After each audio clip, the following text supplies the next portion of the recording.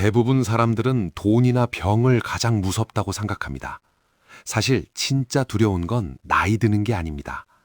하루 종일 말 한마디 나눌 사람이 없는 고요한 침묵, 우울증과 기억력 저하, 몸보다 먼저 늙어버리는 정신. 나는 이제 아무 쓸모없는 사람인가라는 질문. 무력감은 병보다 더 깊이 사람을 갉아먹습니다. 끝까지 곁을 지켜줄 단 한 사람이 없는 관계의 단절, 그리고 늦게 찾아오는 깊은 후회. 뒤돌아보면 인생은 생각보다 훨씬 짧습니다. 그래서 늙어서 가장 무서운 건 돈도 병도 아닙니다. 외로움, 마음의 쇠퇴, 그리고 준비하지 못한 시간. 이런 것들이 우리를 두렵게 합니다. 나는 한때 서울 강남에서 작은 무역회사를 운영했다. 직원 10명을 거느렸고 골프를 치고 접대를 다니며 바쁘게 살았다.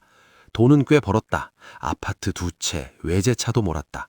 주말엔 가족보다 거래처 사람들과 더 많은 시간을 보냈다. 아내는 가끔 섭섭하다고 했지만 나는 이게 다 가족을 위한 거라고 믿었다. 아이들 대학 보내고 결혼시키고 집장만 해주려면 이렇게 사는 수밖에 없다고 스스로를 설득했다. 55이 되던 해 모든 게 흔들리기 시작했다. 중국 공장이 계약을 파기했고 주요 거래처가 다른 업체로 넘어갔다. 빚이 쌓였고 밤마다 술로 버텼다. 결국 회사는 문을 닫았다.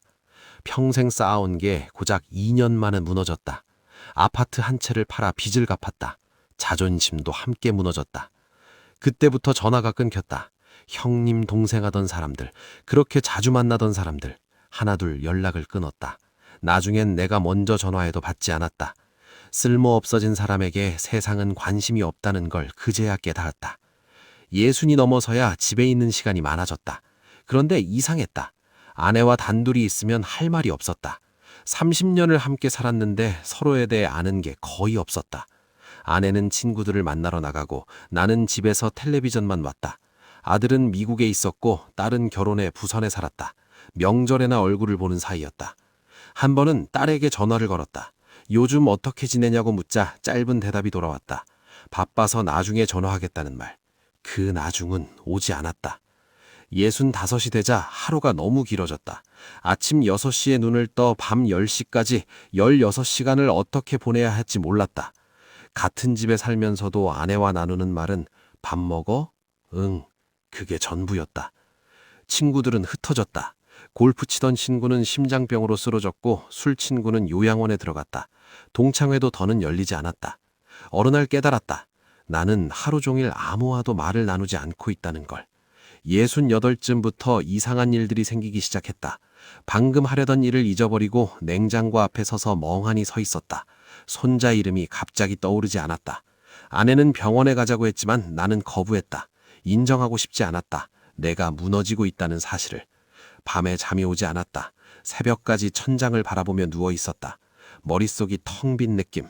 예전엔 복잡했던 머리가 이제는 아무 생각도 떠오르지 않았다. 그게 더 무서웠다. 일흔이 되자 몸도 말을 듣지 않았다. 계단을 오르면 숨이 찼고 무릎은 늘 시큰거렸다. 병원에 가는 날이 늘었다. 당뇨, 고혈압, 관절염, 약은 점점 늘어났다. 하지만 더 견디기 힘든 건 마음이었다. 나는 이제 아무것도 할 수 없는 사람이 됐다. 전구 하나 갈아 끼우려 해도 아내가 말렸다. 다칠까 봐서였다. 손자가 놀러와도 나는 소파에 앉아 있을 뿐이었다. 아무도 나에게 묻지 않았다. 무슨 생각을 하는지, 뭘 원하는지. 투명 인간이 된 기분이었다. 나는 쓸모없는 짐이 됐다.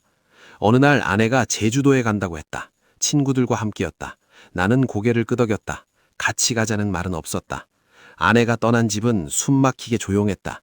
냉장고에 반찬은 가득했지만 혼자 먹는 밥은 맛이 없었다. 사흘째 되던 날 문득 이런 생각이 들었다. 만약 내가 여기서 쓰러지면 누가 알아줄까? 아내는 제주도에 있고 아이들은 멀리 있다. 이웃과도 인사를 나누지 않는다. 나는 완전히 홀로였다. 끝까지 곁을 지켜줄 사람이 한 명도 없었다.